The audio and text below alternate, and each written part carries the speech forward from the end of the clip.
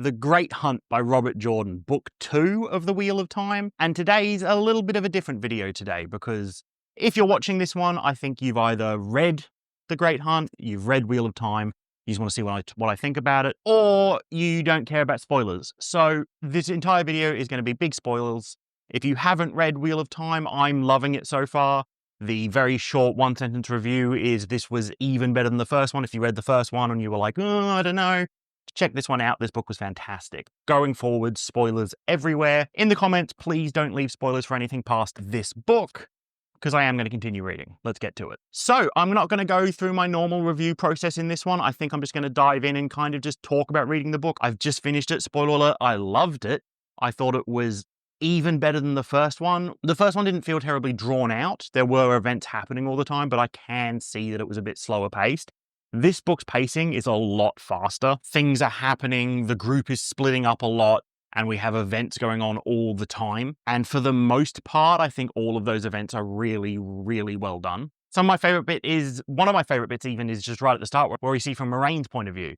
In the first book, we didn't see from Moiraine's point of view the entire time. She was this mysterious sort of overarching authority figure. But now seeing from her point of view is fascinating. Whereas in the first book, it was mysterious and always questioning what Moiraine's goals were, whether she could be trusted. Now we get to see inside her head and we really reveal the full extent of what she's looking to do, which is to prop Rand up as the Dragon Reborn. I will talk more about that later because I loved all of that stuff. One of my only complaints about the Moiraine section is both a complaint and something I actually loved. I loved seeing more of the world and more of the political systems that are at play within the universe. But the way it was done was just overwhelming with in like one chapter, we were introduced to like 15 different place names and lords and different castle names and different factions and different political groups, and it's like getting hit by a fire hose of information.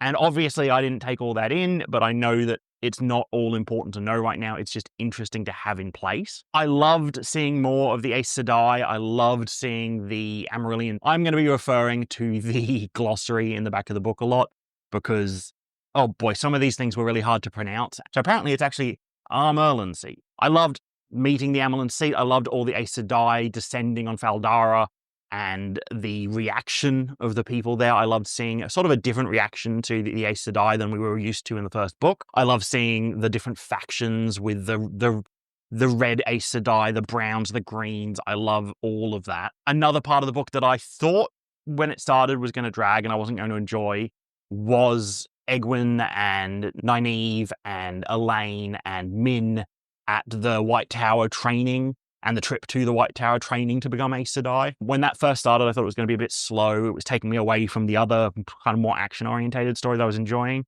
But as it went on, I'm really glad it was there. I'm really glad we got to learn more about the Aes Sedai through this system. And in the end, Nynaeve's trials to become one of the accepted with the different gateways and the past, presents, and futures that she had to live through was some of my favorite part of the book. I thought that was fascinating. Nynaeve is probably currently my favorite character. I love that she uses like anger as a weapon, as a strength, as a source of focus. And I love that she's still kind of sticking to that original goal of protecting the boys and protecting Egwene and protecting everyone from Two Rivers. And that she's so anti-Moiraine, she's so anti-Aes Sedai, but she's playing the same system, she's playing the game with them and learning more about them to try and further her goals. Complete speculation. I think as we go on, she's going to learn to align herself more with the Aes Sedai as she realizes what's going on in the world. Speaking of like character growth stuff, I think all of the stuff with Rand in this book was actually fantastic. I've seen in some reviews people saying that Rand is a bit boring and they're not following with Rand, but I loved this sort of fighting against being the chosen one thing. I know it's probably a bit of a trope in fantasy these days, but as a relatively new fantasy reader, the boy is selected as the chosen one and does everything he can to fight against it, but the wheel turns and weaves and there's nothing he can do about it and he is forced into this situation. And no matter what he does to fight against it, it just pushes him further and further along the path. And I found Rand fighting against it fantastic. I loved Rand in this book. One of my biggest complaints about the book is with Mat, I think, in this one. Mat just seems like a dick in this book. After the first book, with everything Rand and Mat went through together and how much they helped each other, we get in this book with Rand worrying that he's going to kill his friends by going crazy, right? So he does the trope that I hate of, I need to push you away, so I'm not going to tell you anything. Instead, I'm just going to be a dick about it. And that happens fairly early on in the book. But then the dagger that Matt is connected to gets stolen, and Rand knows that he has to go help his friend. So Rand's motivating goal for almost this entire book is to get the dagger back for Matt because he loves his friend. And Matt is just a complete tosser for almost the entire book. Just snide remarks, backhanded insults, telling Rand that he should run off, he should go, he's not the same person anymore, he should just leave. And Perrin kind of just sits there and hangs out with Matt and doesn't really have a say in a lot of it, which also kind of upset me. It just kind of felt like it was one of those things, especially after Matt and Perrin find out about the Dragon Banner and kind of find out from Rand what's going on. It feels like one of those situations where if they could just sit down and have a discussion for a little bit, they might be able to just work this out, but instead they're just all being, I don't know, dicks to each other. And considering the effort that Rand is going to get the dagger back from Matt, it just came off as really selfish and annoying. Matt kind of redeems himself a bit later after the Portal Stone incident, where they all experience different past lives and whatnot, and Matt says to Rand that he will never betray him because he clearly saw futures in which he had betrayed him and seen how that turned out. But I don't see that as a huge redemption because it's very easy to say, oh, I'm not going to do this thing when you know how it's going to turn out. But it clearly shows that he was thinking of betraying him at some point, and that just doesn't sit well with me with the sort of character work we did in book one and with how much Rand's trying to help Matt in this book. Rand, however, does still have a bit of that naivety that's a little bit frustrating, especially with Selene. Yeah, okay, I'm just going to talk about it now. Okay, look, maybe I'm wrong, but in my mind, Selene is so obviously not a good guy, is so obviously trying to manipulate Rand. Rand, for this entire book, is standoffish, untrusting, doesn't trust his closest friends with his knowledge, doesn't trust people that like Moraine that have risked their lives to help him, doesn't trust anyone, and is just pushing people away and only trusting himself. And then Selene shows up and he's just immediately trusting of her. I assume there's some sort of magic crap going on there, which makes that make sense. But for me, it was so annoying to see this.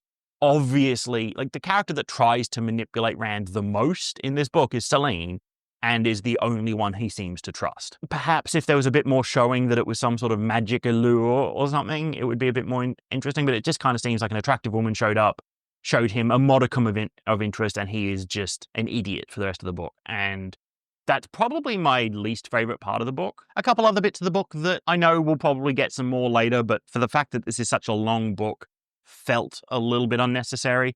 One of them is the White Cloaks and the Questioners. I know that that's laying seeds for something that's going to come later, and I know the White Cloak stuff has to happen for the ending to happen, but there was a lot of stuff there that didn't sit with me, I didn't kind of get, and felt like it was just kind of taking me away from the two main storylines that I was really following and really digging. I feel like maybe they would have been better placed maybe at the start of the next book or whenever it's about to become important as kind of like a block of chapters together. Because as it stands, when the White Cloak stuff does reappear, I'm not sure I'm going to remember these characters' names. I'm not sure I'm going to really remember what was going on with them. Other than that, the section with the Illuminators and the sort of puppets and stuff, that felt a bit unnecessary. That didn't really go anywhere. Like, it was written fine and it was exciting, it was interesting, but in a book that's like this long, I just feel like every chapter kind of has to earn its place and has to prove that it needed to be there. That the length wasn't just because fantasy books are long, but because all of these different bits had to be there. And the Illuminators and the chase with the Trolloc puppets and stuff felt a bit out of place and felt like it didn't really accomplish anything. At the start of that setup, Rand and group are in the city, and at the end, Rand and group are in the city and not much has really happened. I feel like it's just used as a distraction for a bit, but I think it's one of the bits of the book that probably could have been cut. Perrin remains one of my favorite characters. I like that he's growing more confident and more sure of himself closer to the end of this book. I adored the stuff with Ingtar. No. I wish the glossary was sorted by first name, not last name, because not many people say their last name a lot.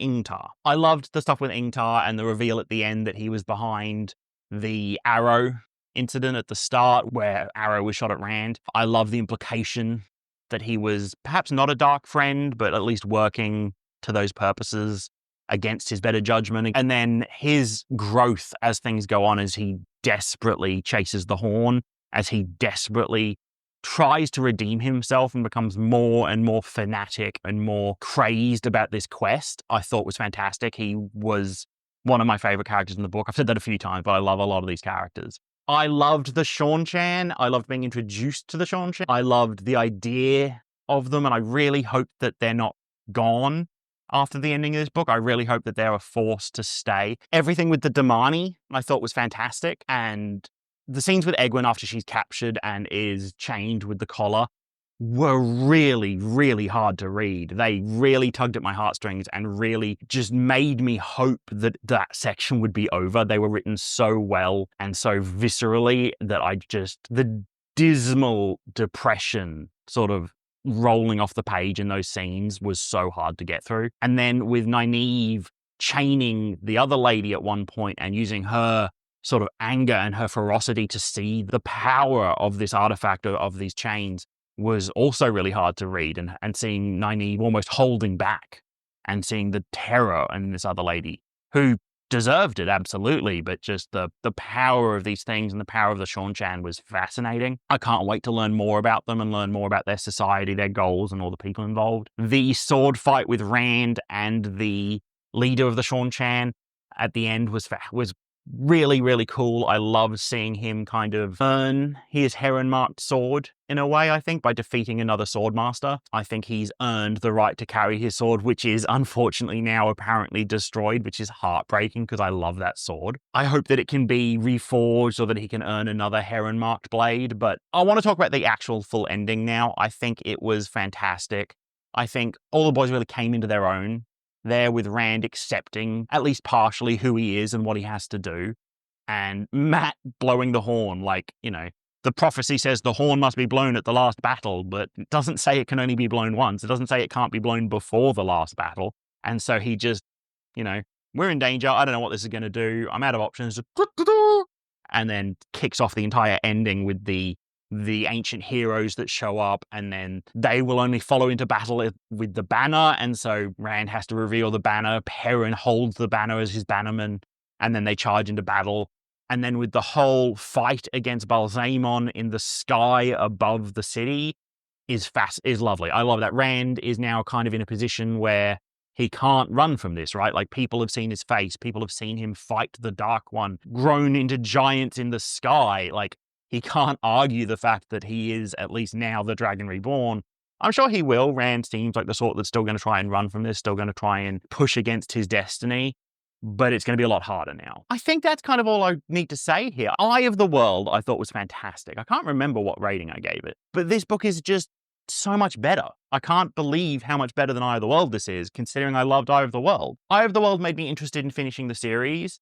The Great Hunt made me need to read the next book. I think, as far as a rating goes, The Great Hunt is going to get I want to say 10. Is there any reason I can't give this a 10? The only reason I'm trying to not give this a 10 is because I know that people say the next two books are even better. But as it stands right now, in my mind, this is a 10 out of 10 book. I adored this book. So there you have it. That's book 2 of Wheel of Time. Let me know what you think of this sort of more vloggy, casual sort of review for these sort of things. I am going to be reading book 3 very soon. I'm so excited to continue this series. If you're still watching, thank you so much for all your support. If you need to pick up a copy of the book because you for some reason don't have them, there is a link in the description below where you can also find my wish list and links to all my socials. Follow me on Blue Sky, follow me on Goodreads, and most of all, just remember to keep reading.